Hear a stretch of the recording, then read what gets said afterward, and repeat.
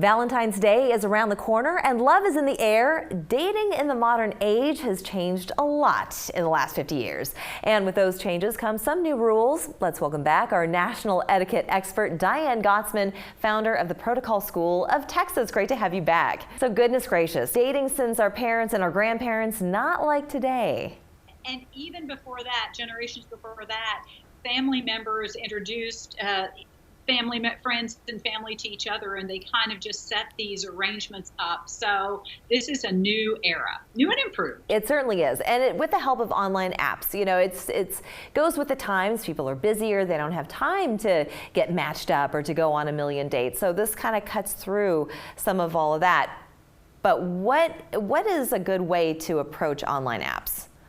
So, you know, there are pros and cons, as with everything. So the good news with online apps is they can connect you with people that have your same interests because you have a profile set up. The bad news is you might get there and it might be somebody completely different, or you still may not have that connection, but you have options. So I think it's really important to do your homework when you meet. You know, there's always a safety issue, meet someplace public, and you can determine whether or not you're a great fit, you know, once you go through the process. Indeed.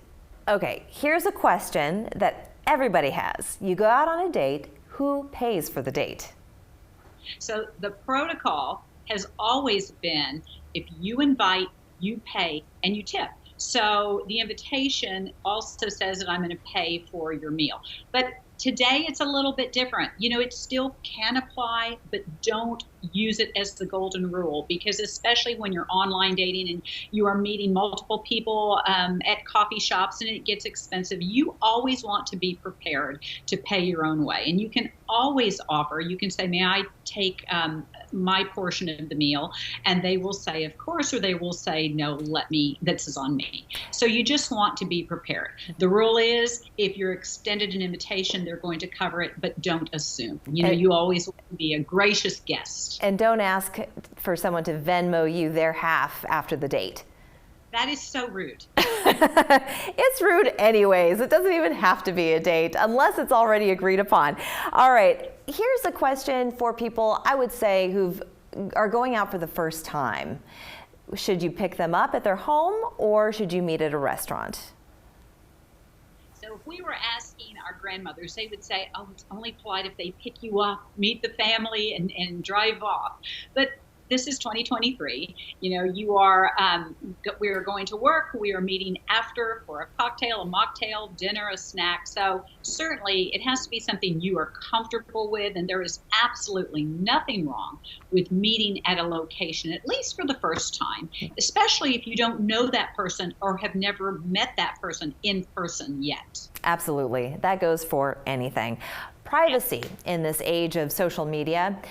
Not a good idea to wear your heart on your sleeve, and in this case, all on your feed. That's right. That's right. You know, and social media is great. We love social media. It's a great way to stay connected. It's a good way to look at somebody. You know, even if you know them, they've asked you out on a date, you've said yes, you're excited, you still want to look at their social media page to see what they like. And, you know, if they're public, of course. So, but that also means that you have to have some communication and say, listen, I want to post this picture. Is it okay with you? Or do you mind if I take a picture at this event or this restaurant? Don't post anything without permission. Yeah, absolutely. And have that conversation. Just be upfront and be honest about your feelings. Finally, is there a right or a wrong amount of time to ask for that second date? You know, I don't think so. Some people say we need to wait 2 days. I want to wait 3 days. If you wait 3 days, it's going to make the other person feel like something's wrong. So if you like them, you have a connection, that evening or that lunch, depending on when you're meeting, you can say, this was so much fun. I look forward to doing this again. So I think we need to be proactive. We need to be genuine and feel free to follow up as quickly as you would like. Absolutely. It's like that scene out of Swingers. 2 weeks, not the rule. Let your heart be your guide. Diane, thank you so much, and happy Valentine's Day. Same to you, Layla. We'll see you soon. We're back in 2 minutes.